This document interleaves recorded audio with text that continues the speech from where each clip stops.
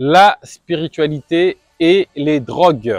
Alors quand j'entends drogue, je parle de toutes les drogues qu'on peut associer à la spiritualité, comme par exemple l'ayahuasca, la DMT, le champi, pourquoi pas le cannabis aussi, toutes les drogues qui permettent de vivre des moments de transe, des moments de connexion à l'invisible, etc., etc., etc., avec des véritables visions, expériences spirituelles qui peuvent être traumatisantes comme vertueuses. Et donc dans cette vidéo, ce que je te propose, c'est de te partager mon point de vue sur la question. Qu'est-ce que j'en pense moi, quelle est ma vision des choses et quelle est ma recommandation par rapport à tout ça.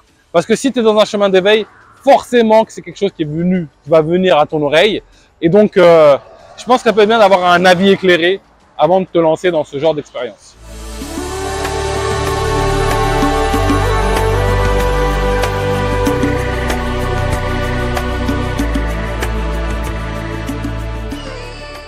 Bonjour et bienvenue dans Enquête Spirituelle, la première chaîne qui traite en profondeur des réalités spirituelles. Je m'appelle Bakary Niakaté et ici sur cette chaîne, je te parle de connaissance de soi et de Dieu, car c'est en s'éveillant sur ces questions que nous, l'humanité, nous allons pouvoir bâtir un monde meilleur, nous rapprocher de Dieu et réussir notre passage sur Terre. Donc si toi aussi tu veux t'éveiller spirituellement, si tu veux grandir intérieurement, deux choses à faire. La première, tu t'abonnes à la chaîne, tu actives la cloche pour être sûr de ne pas rater des vidéos puissantes comme celle-ci que j'y partage chaque semaine. Et deux, va dans la barre de description et accède gratuitement à un test de personnalité. Il faut que tu saches que celui qui se connaît vraiment connaît le tout. Et en plus, si tu veux aller plus loin, tu cliques sur le lien dans la barre de description. J'organise régulièrement des séminaires, des retraites spirituelles. Je fais des accompagnements individuels. Donc, rentre en contact avec moi et bénéficie de tous ces fruits d'éveil spirituel. Alors, rentrons maintenant dans le vif du sujet. Les drogues et la spiritualité. Alors, moi, je trouve que quand même, c'est vrai que c'est tentant. C'est tentant de faire appel aux drogues parce que quand on regarde la spiritualité, les expériences spirituelles, eh ben, parfois, il y a des personnes, ils ont cet attrait, cette attraction à la connexion au monde de l'invisible. C'est-à-dire qu'on veut vivre des états d'amour profonds, rencontrer des êtres ascensionnés, des guides, des prophètes, etc., etc., vivre des expériences même en dehors du corps. Et donc, il y a quelque chose d'attirant dans ça. Il y a quelque chose de très attirant, on a envie d'expérimenter ça, on sait que le voisin, il l'a fait, ça nous est arrivé une fois et on veut le revivre, etc., etc., on n'arrive pas à le contrôler.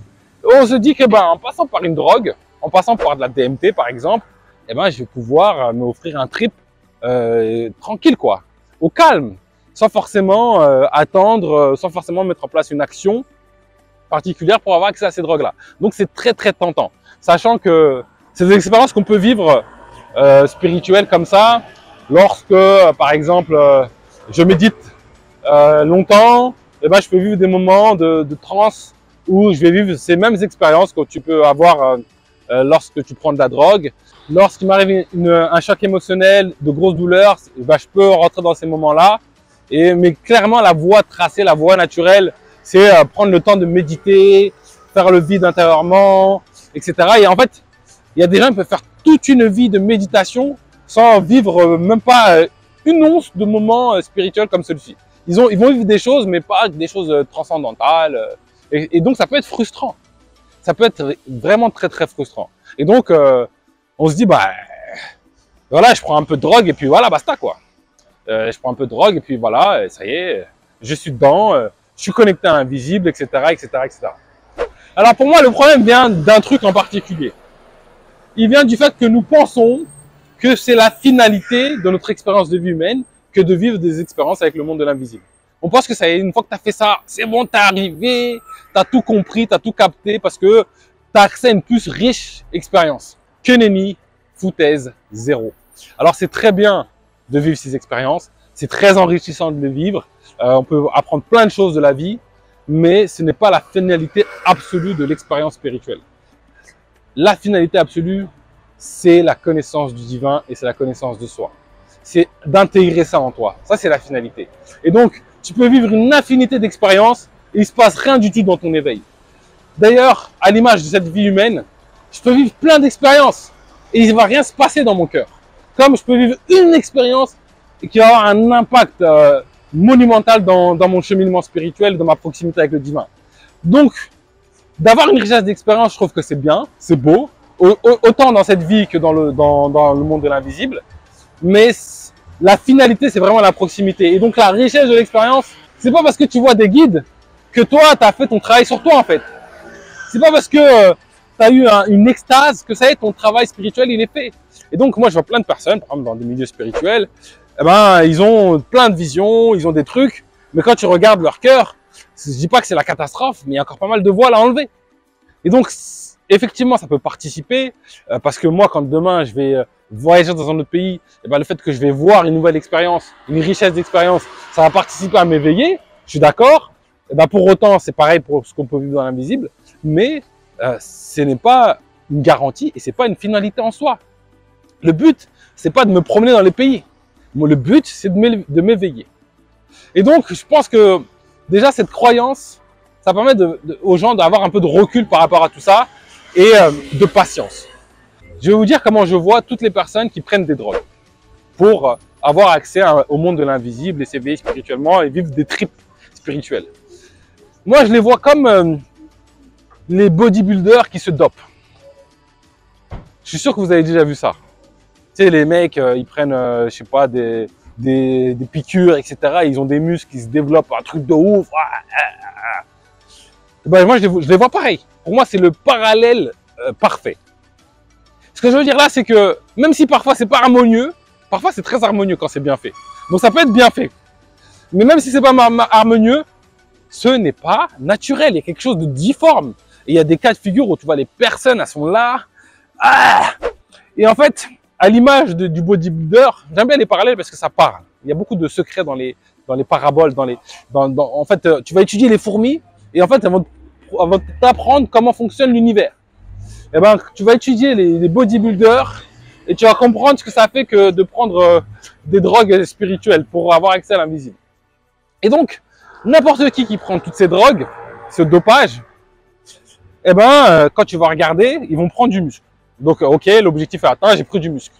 Mais je suis désolé, il y a quelque chose de digeste. Ça passe pas. Et puis même les personnes qui le font avec une forme d'harmonie, je suis désolé, c'est ok. Alors, il y a quelque part un truc dans le sens où ce que je trouve quand je regarde des bodybuilders, par exemple, la plupart des bodybuilders, quand on regarde les concours, ils se dopent. Hein. C'est qui sera le mieux dopé. Mais en parallèle de ça, il y a une dimension de dosage très fin qu'ils mettent en place. Et en parallèle de ça, ils font énormément de muscu. C'est-à-dire que si tu veux pas avoir un corps de gremlins bizarre avec le corps gonflé comme on peut voir dans ces trucs-là, eh ben, tu dois aller à la salle tous les jours.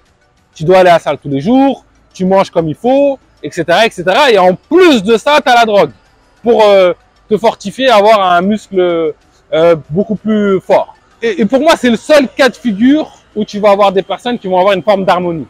Tu vois, où ça va pas faire un truc trop ouf. Tu vois, je pense par exemple à The Rock, celui qui fait Fast and Furious, celui qui fait plein de films, là, il est très connu, le catcheur. Eh ben lui, c'est certain qu'il se dope. C'est certain qu'il se dope, mais le mec se tue à la salle. Et donc, ça fait quelque chose qui est plutôt pas mal. Je dois l'avouer.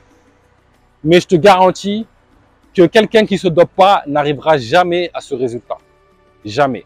Donc, quand on fait le parallèle avec la spiritualité, si on fait ça en parallèle, qu'est-ce qu'on peut en tirer? On peut en tirer une chose. Déjà, si c'est l'objectif, c'est juste d'avoir des muscles, bah tu vas avoir des muscles. Mais est-ce que tu vas grandir en toi-même? Je ne sais pas. Donc, si l'objectif c'est juste vivre des expériences, tu vas avoir des expériences. Est-ce que tu vas grandir? Je ne sais pas.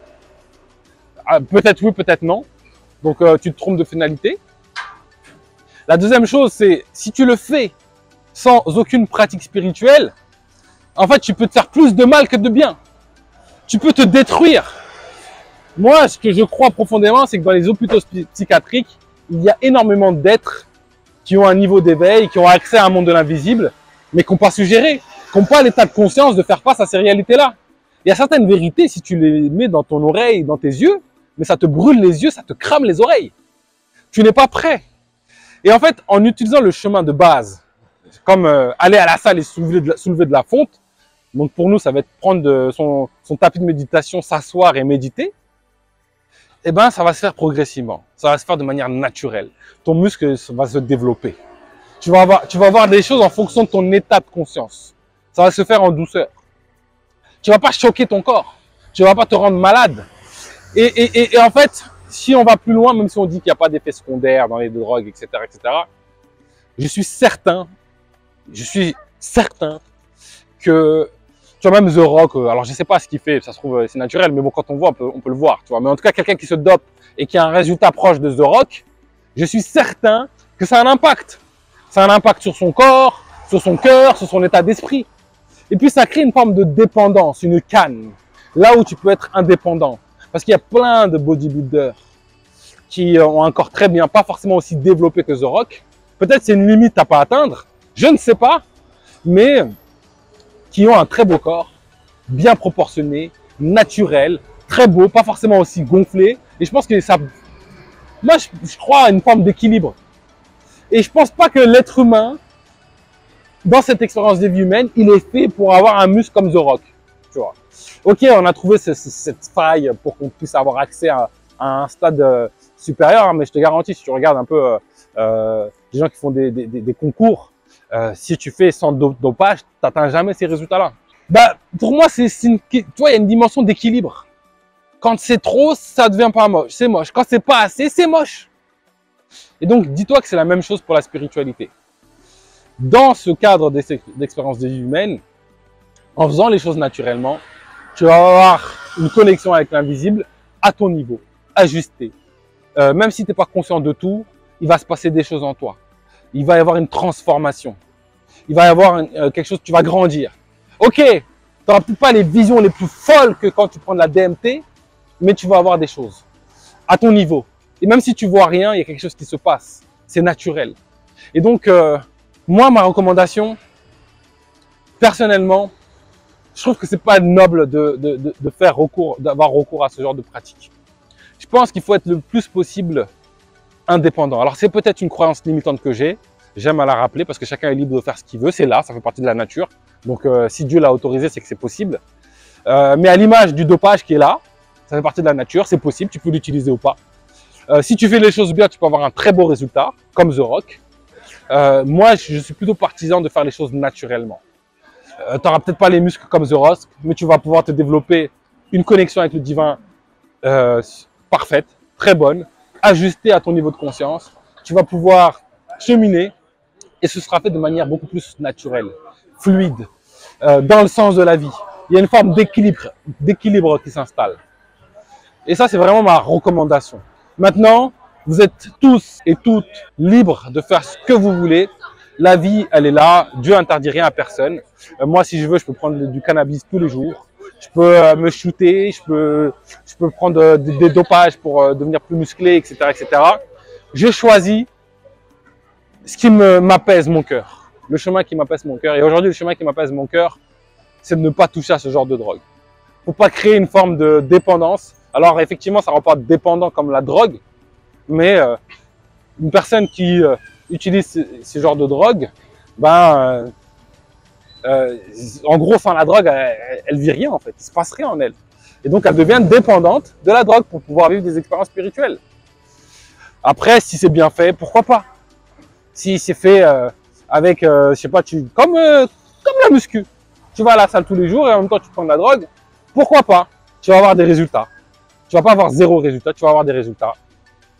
Est-ce que c'est ça que tu vises? Telle est la question. Voilà, c'était pour vous partager mon avis sur la question des drogues, ce que j'en pense, quelle est ma vision du monde par rapport à ça. Le parallèle avec la musculation, je trouve qu'il est très bon. Il permet de comprendre les choses, d'avoir une image claire. Et donc, j'espère que ça t'a parlé. Si ça t'a parlé, dis-le moi en commentaire. Et sur ce, je te donne rendez-vous très prochainement pour du nouveau contenu autour de l'éveil spirituel.